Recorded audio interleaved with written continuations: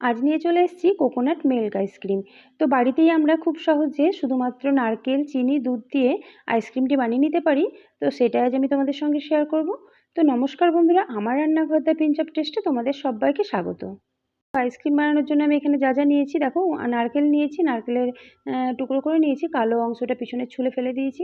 আর এখানে কিছু কুচো নারকেল নিয়েছি, এটাও আমি ব্যবহার করব। নিয়েছি স্বাদ মতো চিনি, আর নিয়েছি 1.25 কাপ ঘন মালাই সমেত দুধ। পরে আমি আরও দুধ অ্যাড করব। আর নিয়েছি পাউডার মিল্ক। তো প্রথমে নারকেলটা দিয়ে দিলাম, তারপরে দিয়ে দিলাম স্বাদ মতো চিনি, তারপরে দিয়ে দিচ্ছি এখানে মালাই সমেত দুধ, আর দিয়ে দিলাম পাউডার মিল্ক। তো সব কিছু দিয়ে এটাকে আমি খুব ভালো মতো ব্লেন্ড করে নেব।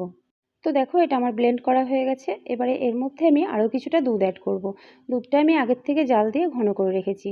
তো দুধটা দিয়ে দিলাম, খুব ভালো মতো মিশিয়ে নিলাম।